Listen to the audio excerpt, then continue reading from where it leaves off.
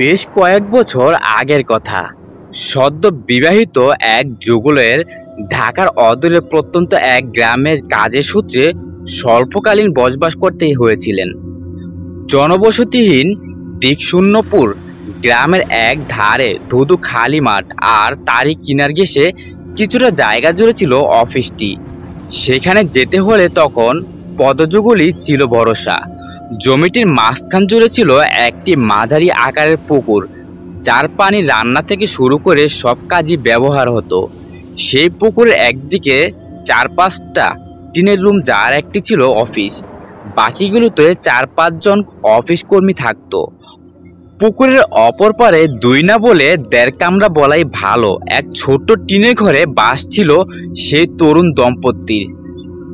শহরে বাস করা, পানি বিদ্যুতের মতো ন্যূনতম নাগরিক সুযোগ সুবিধাহীন এই নিবান্ধপুরে সংসার পেতে বাসাটা তাদের দুজনের কাছে যেন এক চরম অ্যাডভেঞ্চার মতোই ছিল। বিকেল হলে নিয়ম অনুযায়ী মেয়েটির স্বামীসহ অফিসের সবাই দূর দূরান্তের গ্রামে চলে যেত।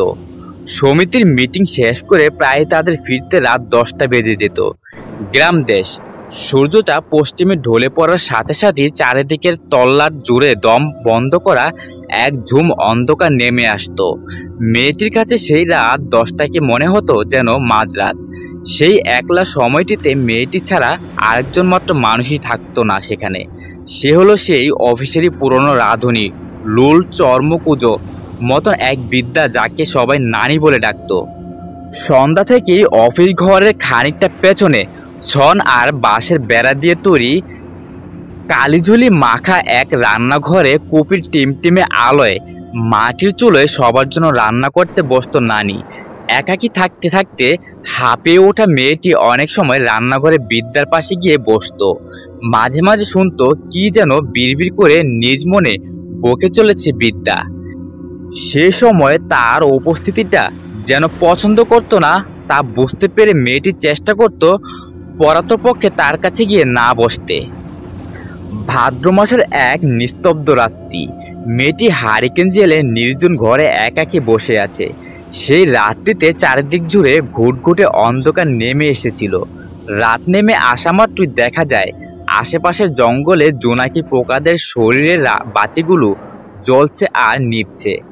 আজ কি এক অজানা কারণে তার আলো নিভিয়ে বসে আছে।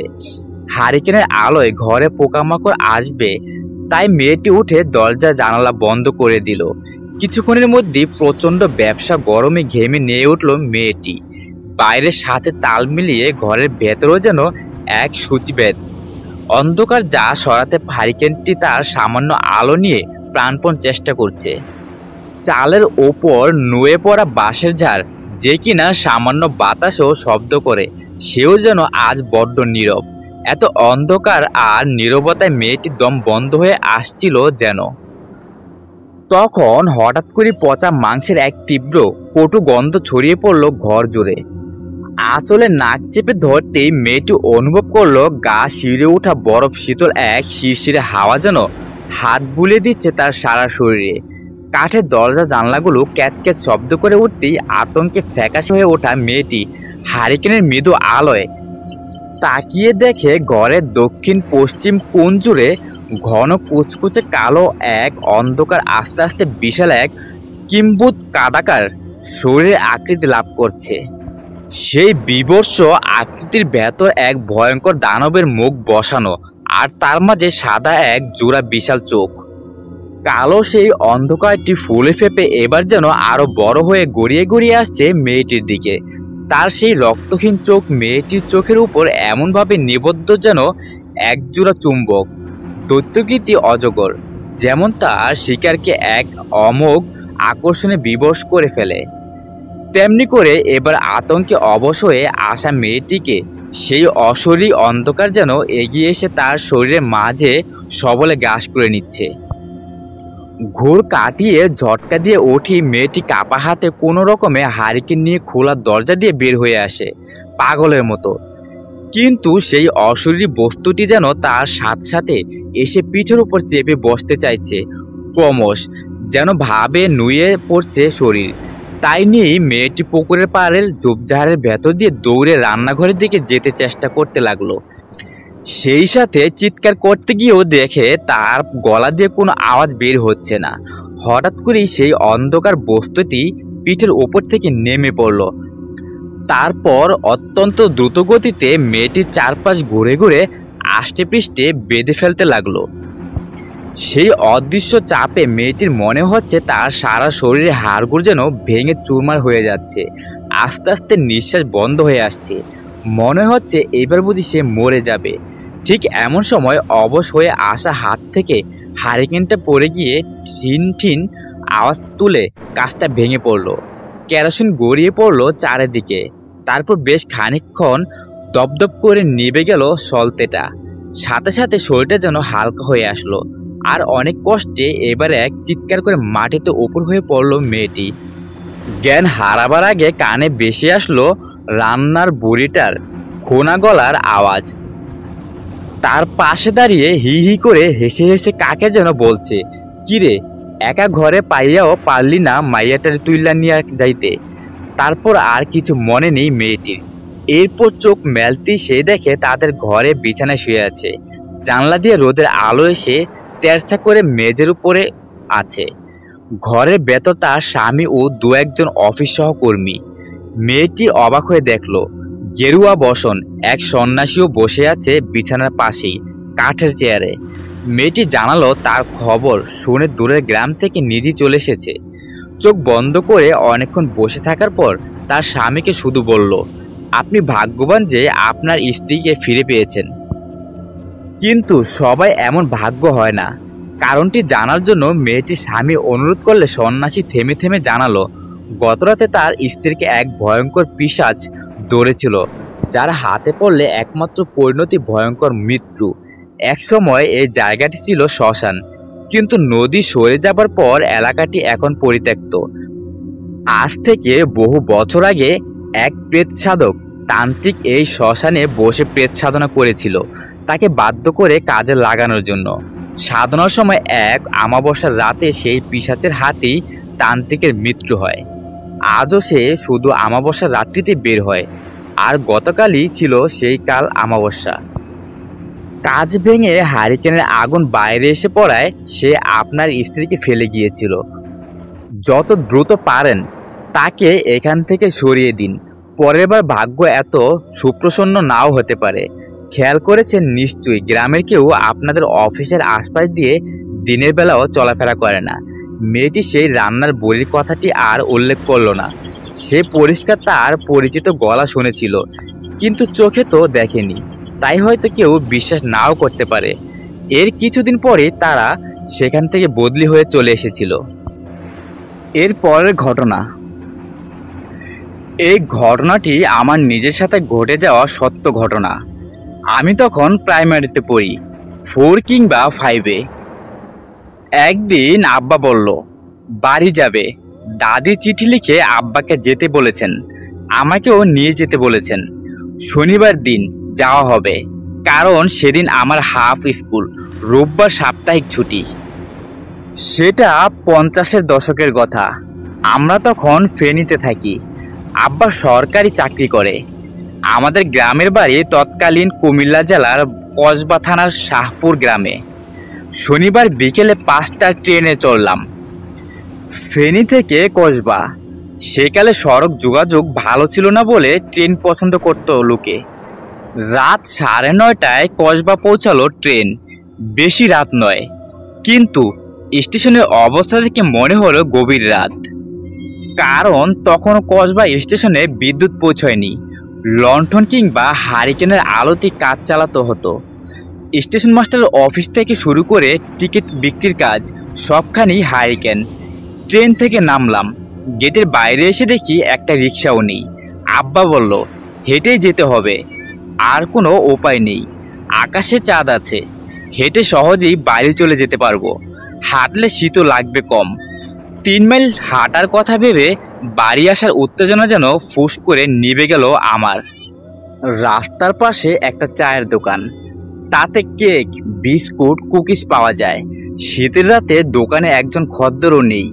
মাথার মাফলার পেঁচিয়ে সামনের টেবিলে হারিকেন রেখে ভাঙা চেয়ারে বসে জিমুচ্ছে দোকানি। আব্বা জিজ্ঞেস করলো, খাবে কিছু?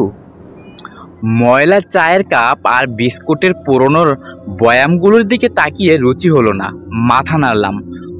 কয়েক মিনিটের মধ্যেই স্টেশনের কাছ থেকে সরে এসে ডিস্ট্রিক্ট বোর্ডের রাস্তায় উঠলাম। বেলেমাটির চওড়া কাঁচা সড়কটা একে বেঁকে চলে গেছে। চাঁদের আলোয় কাঁচা সড়কটাকে সাদা লাগছে। কৃষ্ণপক্ষের গোলাটের জ্যোৎস্না আরো ফ্যাকাশে হয়ে গেছে কুয়াশায়, কেমন ভুতুড়ে দেখাচ্ছে। হেঁটে চললাম দুজনে, বাবা আর ছেলে। দুজনের হাতে দুটো সুটকেস। আব্বার সুটকেসটা বড়, তবুও একটু পরপরই আব্বা আমাকে জিজ্ঞাসা করে, ভারী লাগছে, দে আমার হাতে। কিন্তু আমি দেইনি। বুঝতে পারছি ছেলের কষ্ট ভালো লাগছে না বাবার, তবে ছোট একটা সুটকেস বইতে কষ্ট হচ্ছে না আমার। নির্জন রাস্তা দিয়ে চলছি তো চলছি, দুপাশে ফসল কাটা ডেলামাটির ক্ষেত, দূরে দূরে কুয়াশার মোড়া গ্রামগুলো কালো অন্ধকার। মাঝে মাঝে বেশি আসে হুতুম পেঁচার ভোতরে কিলকিল ডাক, গা ছমছম করে ওঠে।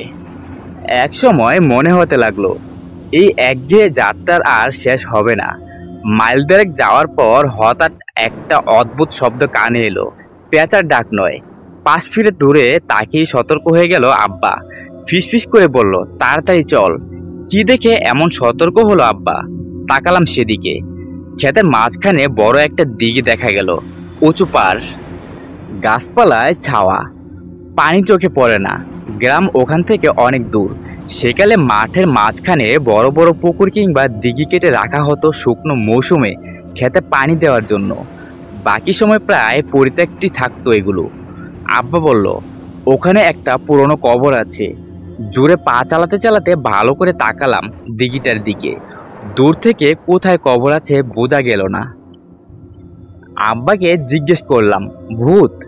না, গম্ভীর কণ্ঠে জবাব দিলেন আব্বা। সামনে একটা ব্রিজ, সেটা দেখিয়ে বলল, ওটাতে উঠতে হবে। বুঝলাম না কাকে এত ভয় পাচ্ছেন আব্বা। পুরনো কবরের ভূত? কথা না বাড়িয়ে তাড়াতাড়ি পা চালালাম ব্রিজের দিকে। আবার শোনা গেল ডাকটা, খেক খেক। এবার চিনতে পারলাম। বললাম, কুকুর? অবাক হলাম, কুকুরকে এত ভয় পাচ্ছে আব্বা? আব্বা এবার উত্তরে বলল, না। তাহলে কি? ব্রিজে উঠে থামতে বলল আব্বা। আবার জিজ্ঞেস করলাম, কি ওগুলো? আব্বা বলল, গোরখোরা, মরা খায় মানুষের মাংস। কাউকে নতুন কবর দিলে লাশ খেতে চলে আসে। বাগে পেলে জ্যান্ত মানুষকেও ছাড়ে না। গোরখোরা কি জানি না, আমি জীবনে নামও শুনিনি, তবু মানুষের মাংস খায় শুনে ভয় পেলাম। আব্বার ভয়ের কারণটাও বুঝলাম। আবার শোনা গেল অদ্ভুত ডাক, এবার ৩-৪টা একসঙ্গে। হঠাৎ বড় কুকুরের মতো একটা প্রাণীকে গাছের জঙ্গল থেকে বেরিয়ে আসতে দেখলাম। তারপর আরেকটা, এরপর আরো একটা। এক মুহূর্ত যেন আমাদের দিকে তাকিয়ে দাঁড়িয়ে রইল, তারপর ধীরে ধীরে এগিয়ে আসতে শুরু করলো। বিড়বিড় করে আমাকে বলল, আব্বা, আল্লাহকে ডাক। এগিয়ে আসছে প্রাণীগুলো। পেছনের দিঘির পাড়ের জঙ্গল থেকে আরো অনেক প্রাণীকে বেরোতে দেখলাম। নিশ্চিত হয়ে গেলাম আমাদেরই টার্গেট করেছে ওরা। বইতে পড়েছি, বা নেকড়ে বা শিয়াল জাতীয় কোনো বন্যপ্রাণী মানুষের মাংসের স্বাদ পেলে পাগল হয়ে ওঠে। মরা মানুষ না পেলে তখন জ্যান্ত মানুষ ধরে খায়। তার মানে আমাদের খেতেই আসছে ওই গোরখোরাগুলো। দূর থেকে দেখে নেকড়ের মতো লাগছে। বইতে নেকড়ের ছবি দেখেছি, নেকড়েরা কিভাবে মানুষকে আক্রমণ করে পড়েছি। এই প্রাণীগুলো আমাদেরও তেমনিভাবে ছিঁড়ে খাবে। দৃশ্যটা কল্পনা করে প্রচণ্ড ভয়ে শিউরে উঠলাম। ওগুলো নেকড়ে না তো? ফিসফিস করে আব্বাকে জিজ্ঞেস করলে মাথা নেড়ে জবাব দিল আব্বা, না, বড় শিয়াল। আমাদের দেশে নেকড়ে নেই। ধীরে ধীরে কাছে চলে এলো প্রথম 3টে শিয়াল। আমাদের ধরতে কত সময় লাগবে এগুলোর? ব্রিজের নিচে নদীটার দিকে তাকালাম, খটখটে শুকনো, বর্ষাকালে পানিতে ভরে যায়। তখন এই নদী দিয়ে বড় বড় নৌকা চলাচল করে। সরু নদীটা ক্ষেতের মাঝখান দিয়ে এঁকে বেঁকে চলে গেছে। নদীর বুকে জমা বালু চাঁদের আলোয় চকচক করছে। সেসব জায়গায় কিছুটা গভীর, সেখানে অল্প অল্প পানি জমে আছে। রাস্তার দুপারের খালগুলো শুকনো। এই খাল পার হয়ে রাস্তার এসে ব্রিজে ওঠা শিয়ালগুলোর জন্যই কিছুই না। আর এত শিয়াল একযোগে আমাদের উপর হামলা চালালে কিছুই করতে পারবো না আমরা। আব্বাকে বললাম, চেঁচানো শুরু করি, গায়ের লোকেরা শুনতে পেলে বেরিয়ে আসবে। মাথা নাড়ল আব্বা। গ্রাম অনেক দূরে, মানুষ আমাদের চিৎকার শুনতে পাবে না, বরং শিয়ালগুলো আরো বেশি আকৃষ্ট হবে। এরপর খালের পাড়ে এসে দাঁড়ালো তিনটে শিয়াল, কুকুরের ভঙ্গিতে বসলো। একবার খালের নিচেটা দেখছে, আবার ব্রিজের দিকে তাকাচ্ছে, যেন বোঝার চেষ্টা করছে কষ্ট করে আমাদের ধরবে কিনা। ওগুলোর চোখে চাঁদের আলো পড়তে ঝিলিক দিয়ে উঠছে, লাল টকটকে। ভুতুড়ে লাগছে চোখগুলো, যেন নরক থেকে উঠে আসা দানব, মাংসলোভী পিশাচ। লম্বা জিভ বের করে ঠোঁট চাটছে। কিছুক্ষণের মধ্যেই বনের বাকি শিয়ালগুলো এসে আগের তিনটার পাশে সারি দিয়ে বসলো, তাকিয়ে রইল আমাদের দিকে। আমরাও তাকিয়ে রইলাম। বুকের মধ্যে যেন হাতুড়ি পেটাচ্ছে আমার হৃৎপিণ্ডটা। বুঝতে পারছি সরু সুতোয় ঝুলে আছে এখন আমাদের জীবন, শিয়ালের ইচ্ছা অনিচ্ছার উপর। কতক্ষণ চললো আমাদের দুই পার্টির এই তাকিয়ে থাকার খেলা, শিয়াল বনাম মানুষ বলতে পারবো না। হঠাৎ দলের সবচেয়ে বড় ধীরে শিয়ালটা আকাশের দিকে তাকিয়ে বিকট চিৎকার করে উঠল। বুঝলাম আমাদের আক্রমণের নির্দেশ। এরপর বাকি শিয়ালগুলো সমস্বরে চেঁচাতে লাগলো। চোখ বুজে আক্রমণের অপেক্ষায় রইলাম। আম্মার কথা ভেবে, আমার বোনদের কথা ভেবে চোখে পানি এসে গেল। কোনোদিন আর তাদের দেখতে পাবো না। এক মুহূর্ত যেন আমাদের দিকে তাকিয়ে দাঁড়িয়ে রইল, তারপর ধীরে ধীরে এগিয়ে আসতে শুরু করলো। বিড়বিড় করে আব্বা আমাকে বলল, আল্লাহকে ডাকো। শিয়ালগুলোর চেঁচানো থামলো। বুঝলাম আসছে। চোখ মেলে তাকানোর সাহস পেলাম না। ভাবতে লাগলাম প্রথম কামড়টা কেমন লাগবে, কতটা ব্যথা পাবো শিয়ালের কামড়ে। আমার কাঁধে মৃদু ছোঁয়া লাগতেই চমকে উঠলাম। পরক্ষণই বুঝলাম শিয়াল নয়, আব্বার হাত। আস্তে ফিসফিস করে বলল, চলে যাচ্ছে। এতক্ষণে চোখ মেললাম। খালের পাড় থেকে আবার দিকের দিকে চলে যাচ্ছে শিয়ালগুলো। আব্বা বলল, আমাদের ভাগ্য ভালো, ওগুলোর পেট ভরা, লাশ খেয়ে এসেছে। তারপর যেন নিজেকে প্রশ্ন করলো আব্বা, কিন্তু কবরে পাহারা নেই কেন? এই প্রশ্নের জবাব মিলল পরদিন সকালে। বাড়ি থেকে বেরিয়ে দিঘির পাড়ে সেই গ্রামটায় চলল আব্বা, আর সঙ্গে অবশ্যই আমি। শাহপুর আব্বার এলাকা, এখানে জন্মেছে, স্কুলে পড়েছে, কাটিয়েছে শৈশবের দামাল জীবন। আশেপাশের কোনো গ্রামই তার অচেনা নয়। দিঘির পাড়ের গ্রামটাতে আব্বার পরিচিত অনেক আছে। তারা আব্বার মুখে রাতের ঘটনা শুনে ভয় পেল। এত বড় ঝুঁকি নেওয়ায় আব্বাকে বকাবকি করতে লাগলো তার এক কৈশোরের বন্ধু। কিন্তু আমি জানি আব্বার কিছু করার ছিল না। রিক্সা না পেলে কি করবে? তবে ভুলটা হয়েছে সন্ধ্যা ট্রেনে রওনা দিয়ে। যাই হোক, শিয়ালের বিবরণ শুনে ওরা জানালো ওগুলো গোরখুরাই। শীতকালে পানি থাকে না বলে ওগুলোর উৎপাত অতিরিক্ত বেড়ে যায়। জানা গেল দিন চারেক আগে একটা লাশ কবর দিয়ে আসা হয়েছে। 3 দিন পাহারা দেওয়ার পর শিয়াল আর আসবে না ভেবে পাহারা সরিয়ে নেওয়া হয়েছিল। লাশটা কার জানা গেল একটা ছেলে জানালো লাশটা তার বাবার। ছেলেটার নাম যদ্দূর মনে পড়ে কলিম, আমার চেয়ে কয়েক বছরের বড়। কবরটা কি অবস্থা দেখতে যেতে তৈরি হলো সে। আমি আর আব্বাও চললাম তার সঙ্গে। দিঘির পাড়ে গিয়ে দেখা গেল নতুন একটা গর্ত। 2-4টা মানুষের হাড় পড়ে আছে গর্তের মুখে। সঙ্গে কোদাল নিয়ে এসেছে কলিম। কবরের ওপরে মাটি খানিকটা কুপিয়ে নিচের বাঁশ সরিয়ে উকি দিয়ে গালি দিল শিয়ালগুলোকে। বলল, আব্বা কি খেয়েছে শয়তানগুলো। সুড়ঙ্গ কেটে কবরে ঢুকে লাশ বের করে নিয়ে গেছে। নিজের চোখে দেখেও বিশ্বাস করতে কষ্ট হলো। শুনেছি শিয়ালে মাঠ থেকে ছাগলের বাচ্চা ধরে নিয়ে যায়, কিন্তু এভাবে আস্ত মানুষকে টেনে বের করে খেয়ে ফেলে। ভাবাই যায় না। দিনের আলোতেও গায়ে কাটা দিল আমার। কাল রাতে কি বাঁচা বেঁচে গেছি বুঝতে পারলাম। আব্বার ভয় পাওয়াটা অনুভব করলাম। শিয়ালগুলো আক্রমণ করলে আমাদের কি ভয়ঙ্কর পরিণত হতো ভেবে ভেবে ভয়ে হাত পা ঠান্ডা হয়ে গেল। ফিরে চললাম কলিমের কাছে। শুনলাম ওই শিয়ালগুলো জ্যান্ত প্রাণী নয়, ওগুলোর অত্যাচারে লাশ রাখা যায় না কবরে। আলো জেলে টিন বাজিয়ে বল্লম হাতে কবর পাহারা দিয়েও অনেক সময় রেহাই পাওয়া যায় না। শীতকালে দিঘির পানি অনেক নিচে নেমে যায়। পার খুঁড়ে কবর থেকে লাশ বের করা সহজ হয়। বর্ষাকালেও নিস্তার নেই। কবর ভরে যায় পানিতে। লাশ ভেসে থাকে কবরের ভেতর পানির উপর। তখন কবরের উপরে মাটি খুঁড়ে সহজেই লাশ তুলে নেয় এই শিয়ালেরা।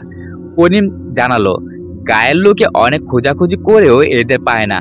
দিনের বেলা কোথায় যে অদৃশ্য হয়ে যায় কোনো চিহ্নই থাকে না।